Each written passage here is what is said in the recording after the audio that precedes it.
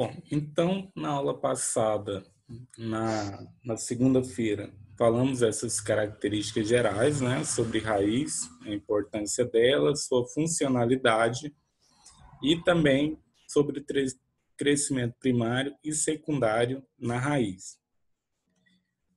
Deixa eu só passar o slide para frente, falamos um pouco sobre a sua anatomia, né, como que fica distribuído as células e o tecido de crescimento primário e crescimento secundário.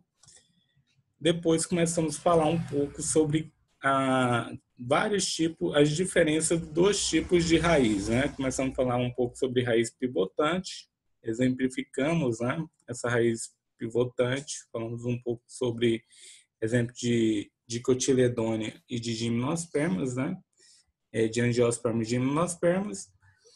Depois falamos um pouco sobre raiz fasciculada. Eu acredito que com vocês a gente falou até aqui, né? Raízes fasciculadas.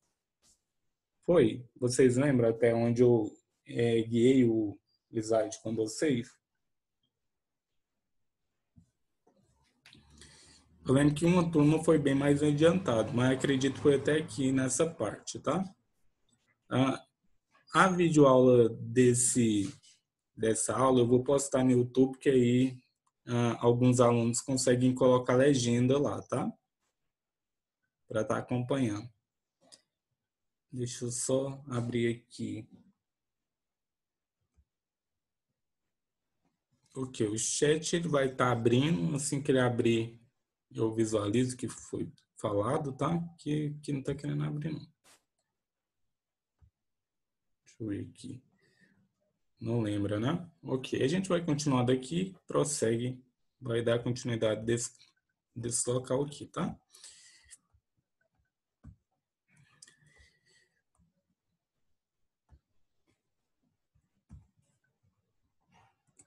Bom, então, raiz fasciculada ou raiz em cabeleira, ela vai estar contida geralmente em monocotiledônia ali nas angiospermas, né? A gente sabe que as angiospermas elas são divididas em grupos de dicotiledônia, que é dois cotilédonos, e monocotiledônia, que é semente que tem apenas um cotilédono, tá? Então, dicotiledônia geralmente vai ter essa característica de raiz, que no caso é uma raiz em forma de cabeleira, né? Ela vai ter apenas uma parte do caule, né, já inserido nessa região, e o resto vai ser totalmente raiz. Então, o caule não vai ser, não vai entrar para dentro da terra, tá? Igual alguns outros tipos de espécies que a gente vê a união perfeita do caule entrando para dentro da terra e ali tendo crescimento secundário, né? Então aqui a gente tem uma divisão e o resto é raiz cabeleira, geralmente ela não é tão profunda, tá? Porém ela ajuda bastante na questão, ela vai ajudar bastante na questão de adesão desse vegetal no solo, tá? Então um exemplo que a gente tem é o capim, né? O capim ele vai estar tendo esse tipo de raiz. Bom, outro exemplo que agora que a gente está falando, outro exemplo que a gente vai estar falando vai ser raízes tuberosas, tá? Nesse momento aqui, eu peço que vocês tomem um pouco cuidado, né, com relação a classificar os tipos de raiz. Por quê? Porque a gente vai ter uma diferença entre raiz tuberosa, caule, tá? Tuberoso, tá? Que a gente vai chamar de tubérculo, e também o bulbo, que no caso ele não vai ser caule, vai ser uma folha, tá? Então eu vou estar explicando para vocês como que acontece essa diferenciação, tá? Bom, raízes tuberosas geralmente são raízes que acumulam, tá? Ela vou colocar um pouquinho aqui para frente para não atrapalhar o slide depois, tá? Essas raízes tuberosas são plantas que vão acumular algumas reservas na raiz, e essa reserva ela ajuda, né, que no caso vai ter bastante plastos ali liberado. Então esse plasto ele pode estar sem alguma pigmentação, e no caso ele pode estar com alguma pigmentação, que no caso seria a cenoura. A cenoura ela tem uma pigmentação, né, ali bem expressa, que no caso é um composto lipídico que fornece essa característica, né, essa coloração. E a beterraba também ela vai ter essa coloração, tá? Ok. Então, geralmente, raízes tuberosas elas vão ser utilizadas para alimentação. Alguns exemplos que a gente pode ter vai ser a cenoura, a beterraba, a batata doce, né, que tem plastos que não têm coloração, a mandioca também é plastos que não têm coloração, nabo também não tem coloração. E essas estruturas ficam abaixo da terra, né, geralmente. Então, algumas, por ficar totalmente embaixo da terra, não pega incidência solar, por isso não desenvolve pigmentação. Outras já têm algumas pigmentações. Bom, então, raízes tuberosas vão ter essa característica de expansão devido aos tecidos de reserva, né, que a gente já falou sobre os plastos. Então, essa reserva geralmente vai ser uma reserva de amido que vai ser utilizado na alimentação. Agora, diferente do tubérculo, tá? Que no caso seria o caule embaixo da terra, que a gente pensa que também é raiz, só que não é. O tubérculo ele vai ser uma adaptação do caule, só que o caule ele não vai estar ajudando ali no processo fotossintetizante, né? Que no caso seria uma adição de clorofila na sua estrutura para fazer o processo de fotossíntese juntamente com as folhas, né? Então a gente não vai ter isso nessa planta. Então, no caso, a batata ela não vai ser uma raiz, ela vai ser um caule, tá? Quando você estiver degustando ali batatinha, né? Que a gente denomina de batatinha, você está comendo o caule dessa planta, tá? Então, quando você ouvir falar de tubérculo lá no Enem ou em algum outro vestibular, você tem que lembrar que o tubérculo ele vai ser uma adaptação do caule e que esse caule vai estar embaixo da terra, tá? Então, por ele estar embaixo da terra, ele tem a adaptação de começar a absorver, né? É um caule que vai ter muita reserva de água e também de amido, tá? Então, isso vai ajudar nós, né? Nós utilizamos para alimentação e é bastante rico em amido para estar ajudando na questão de nutrição do animal, tá? A cebola, ela é totalmente diferente, ela não vai ser nem raiz, nem o caule, tá? A cebola, ela vai ter uma diferenciação no seu processo adaptativo e evolutivo dessa espécie, porque quando a gente está ali comendo a cebola, né, que a gente utiliza a cebola como tempero, a cebola ela vai ser denominada como bulbo, tá? Por que bulbo? Porque ela não é a região do caule e nem a da raiz. Ela é uma adaptação foliar que vai estar ali envolto, tá? Envolta em forma de camadas. E essas folhas, elas ajudam com relação à captação de nutrientes também e também de amido. E fora outras substâncias, né? Que podem causar alergia em alguns animais. Então, a cebola ela vai ter essa característica que é de reserva, e no caso é uma folha, tá? Então, por isso essa diferenciação de bulbo ali. Quando você pega uma cebola e você olhar ela, você vai ver que ela não é uma folha comum, né? Como qualquer outra. Ela tem uma adaptação para reserva, tá? Então, basicamente, a diferença entre raiz tuberosa, tubérculo e bulbo é isso, tá? Que a gente vai ter essa diferença. Um é a raiz mesmo, né, da planta, que a gente tem a região caulear. O outro vai ser o caule adaptado ali para ficar embaixo da terra. E a outra vai ser, basicamente, o bulbo, né, que no caso seria a adaptação foliar dessa estrutura. Bom, a gente vai ter raízes de suporte, isso aqui é em monocotiledônia, tá? Em plantas angiospermas, só que monocotiledônia. Então, a gente denomina também elas como raízes adventícias porque ela tende, né, a ficar do lado de fora e fornece a sustentação a essa planta, tá? Então, ela se insere no caule do lado de fora e consegue acessar o solo, fazendo assim, causando assim uma estabilidade nessa planta ali naquele local, tá? Geralmente a gente encontra esse tipo de raiz no milho. Eu não sei se vocês já conseguiram observar esse tipo de raiz, mas ela está no milho, tá? Bom, a gente vai falar um pouco também sobre raízes tabulares. Raízes tabulares, elas são raízes aéreas, tá? Elas vão inserir também na região do caule, do lado de fora, né? E depois ela vai fazer o acesso para dentro do substrato, que no caso seria o solo.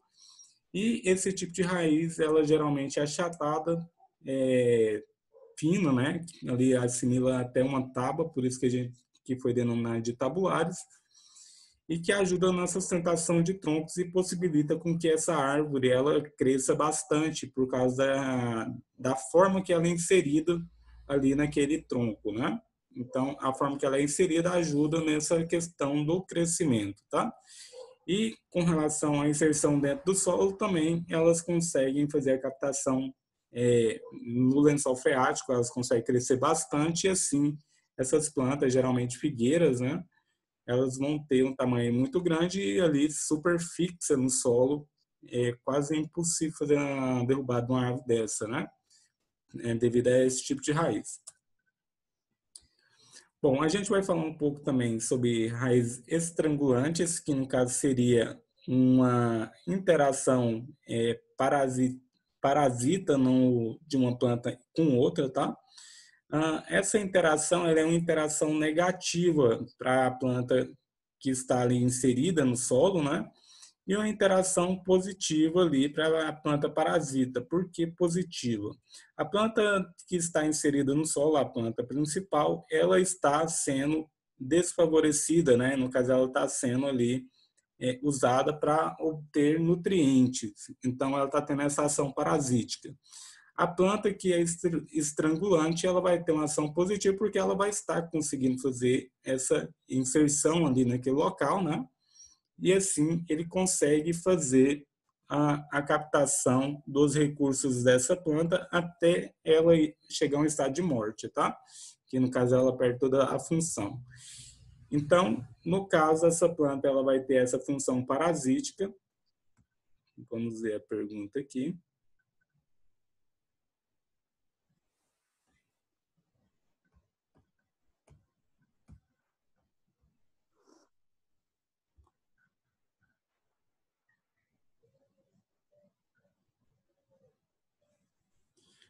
Então, as atividades é passar no Google Classroom, tá? Todas as atividades é postar lá pelo Google Classroom e depois, quando finalizar esse tema aqui, a gente vai estar falando um pouco sobre essas atividades, tá? É por isso que é bom todos entrar nessa aula. Então, como eu estava falando dessa interação positiva e negativa, quando tem uma interação positiva, ok, disponha, Mayra. Quando a gente tem uma interação positiva, né? O indivíduo está sendo favorecido e negativo ele não está sendo favorecido. Então, quando eu tenho uma interação de parasitismo, apenas um está sendo favorecido e o outro desfavorecido, né? Essa planta, que no caso é estrangulante, ela é levada até essas plantas berçárias, vamos falar assim, né? Através de pássaros que comem o fruto, né? Desse cipó e depois ele faz, né? A liberação dessa semente em cima dessa planta, porque geralmente essas plantas são utilizadas como puleiro, né? Quando o animal está cansado, ele para nessas plantas para fazer o momento de descanso ali, repor as energias, e ali ele pode defecar algum tipo de semente que contenha, né, a semente dessa planta que é estrangulante, tá? E ali começa o processo parasitismo ali, ela desenvolve e começa a enrolar nessa outra até sugar toda a energia dela, que no caso seria a seiva elaborada, né? Já que ela é uma parasita, ela não vai conseguir fazer esse processo de cima para baixo sem estar tocando no solo, né? Então ela prefere já utilizar a seiva elaborada dessa planta, fazendo assim com que ela não consiga, né, fazer o processo para as duas. Então logo as duas vão estar morrendo, porque essa daqui, que é a principal, ela vai perder a sua função. Quando ela começa a enrolar, ela começa a comprensar aqui os vasos, né, no caso o floema, que fica mais na lateral, e depois o xilema, então estrangulando assim a planta. Então, o próprio nome já fala, né? Raiz estrangulante, que um exemplo que a gente tem é o cipó mata-pau, que esse é um nome empírico, né? Ele tem um nome científico dele, só que eu não coloquei aqui. Então, a gente no interior é muito fácil a gente visualizar isso em alguns lugares que tem desse tipo de coqueiro, né? A gente tem essa interação muito grande nesses coqueiros.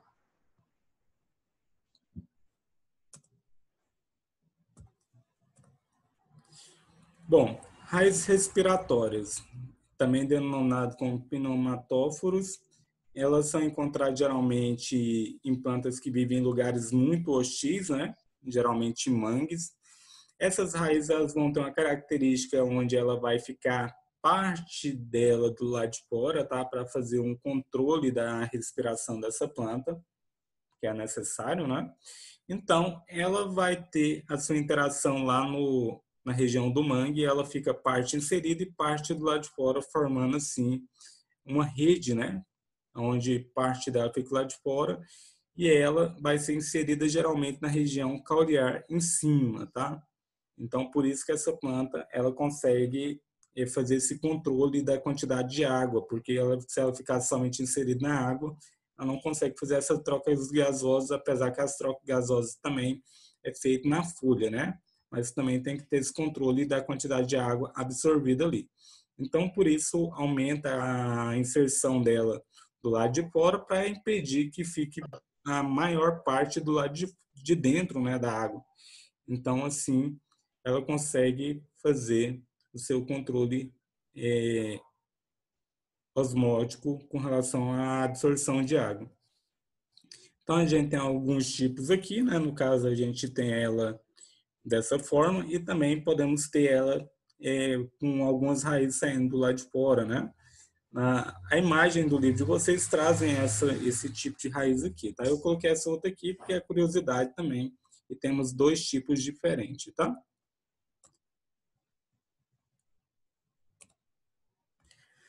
Bom, as raízes grampiformes, elas são um processo que acontece, né, em diversos vegetais, que é como se fosse um processo evolutivo, onde eu tenho pequenos grampos que vai aparecer na região do caule, que vai estar ajudando a fazer a fixação da planta no local, tá?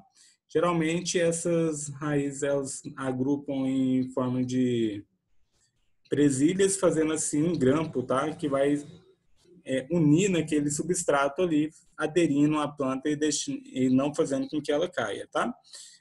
Esse tipo de raiz ela é diferente daquelas gavinhas foliares que provavelmente vocês já viram no maracujá, ou no chuchu, ou se não na planta que fornece a bucha vegetal. Então, aquilo que a gente vê que enrola, né, que a gente vê que faz um processo de enrolar, ela é diferente. A gente vai estar falando dessa adaptação evolutiva mais para frente, quando a gente for falar de caule, tá? Então, isso que a gente está vendo aqui é uma raiz. Não confunda com a gavinha foliar, que seria uma adaptação do caule ali na planta, tá? Então, aquela gavinha foliar é parte do caule que se enrola e faz a adesão da planta no substrato, tá? Então, esse tipo de raiz, eles vão estar ajudando a planta a fazer essa fixação. Um exemplo de planta que vai ter esse tipo de raiz vai ser a era, tá? Essa planta aqui que é muito utilizada também na ornamentação. Bom, a gente vai ter outro tipo de planta que vai ter uma interação positiva, né, e negativa, que no caso seria do parasitismo, que no caso seria plantas que têm processo de raízes sugadoras, tá? Ou austórios, a gente pode denominar de austórios também. Essa raiz sugadoras, ela vai fazer aquele mesmo processo, tá? Só que no caso dessa planta agora, ela vai fazer totalmente diferente. Ela vai pegar a seiva bruta, tá? Dessa planta aqui. Então, ela vai ir a nível de xilema, que no caso seria mais na região central. Então, ela faz esse processo de parasitismo para ela conseguir a seiva bruta ali, que no caso seria água e sais minerais, tá? Ela apresenta folha, então por isso ela consegue fazer o processo fotossintetizante, né? Para ela mesma ali. Porém, ela tem esse processo parasítico, né? De outras plantas, ela vive apenas parasitando. É muito raro você encontrar essa planta sozinha no chão, tá? Então, aqui no caso, a gente tem um exemplo dessa planta que a gente denomina ela de nome empírico, né, que é o nome popular, de erva de passarinho, que é por causa que ela é espalhada justamente pelos pássaros, né? Como eu disse anteriormente, o pássaro ele faz a nutrição com a semente dessa planta e depois ele faz a liberação, que no caso seria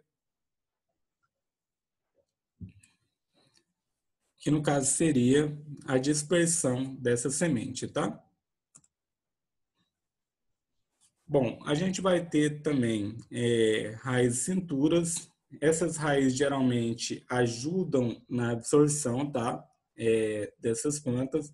Essas plantas elas não vão estar inseridas no solo, tá? Elas vão estar aderidas a um substrato, geralmente a um tronco de árvore, a região do periderme ali da árvore, que é a casca, tá?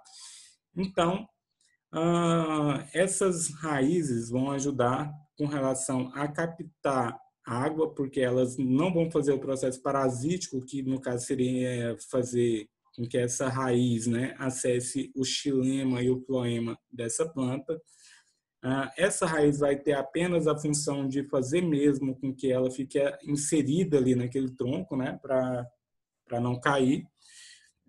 E por ela estar em cima, né, ela consegue fazer a captação da água através da umidade do ar. Então, por isso que não pode, quando você compra uma orquídea, colocar ela diretamente na água, porque ela tem uma sensibilidade maior na sua raiz, porque ela vai pegar a variação da umidade do ar, que no caso, quando a gente fala umidade do ar, a gente está falando da quantidade de água em gotículas que está liberada no oxigênio ali, tá?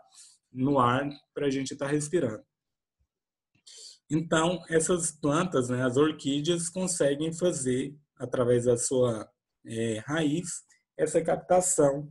Então, por isso, a raiz de cintura ela vai estar ajudando essa planta, né, a fazer o seu processo de fixação e também a captação de água da umidade do ar daquele local, tá? Por isso que geralmente a gente encontra orquídea em florestas semi-preservadas ou ambiente cuja temperatura é amena, tá? Quando a temperatura é baixa, a gente tem uma grande quantidade de água liberada naquele oxigênio ali. Bom, raízes aquáticas, a gente vai estar falando de plantas que têm um processo adaptativo, né? Ela fica totalmente inserida abaixo dessa na água, ela vai fazer todo o seu processo aquático. Então, a gente falou, né, sobre o parênquima aerífero, que no caso ajudava na questão da respiração dessa planta. E no caso, as raízes elas vão ser encontradas basicamente em plantas como Vitória régia, aguape, que no caso é uma planta amazônica, tá? E ela vai estar inserida dessa forma, tá? A raiz ela vai ficar embaixo, ela não tem a função de sustentação, a função dela é justamente fazer as trocas gasosas e também fazer a coleta de seiva bruta, né? Que no caso seria a utilização da água. E dentro da água também a gente tem íons liberados ali, né? Então, querendo ou não, a gente tem a seiva bruta ali que vai ser utilizada pela região apical dessa planta, que no caso seria na região foliar, para ela fazer o processo de fotossíntese. Então, essa planta, mesmo no ambiente aquático, ela tem uma funcionalidade perfeita, né, com relação às trocas gasosas e consegue fazer o processo fotossintetizante normalmente, tá? E com isso era somente fazer a nossa atividade que foi proposto na aula passada. Quem não tiver feito vai estar fazendo.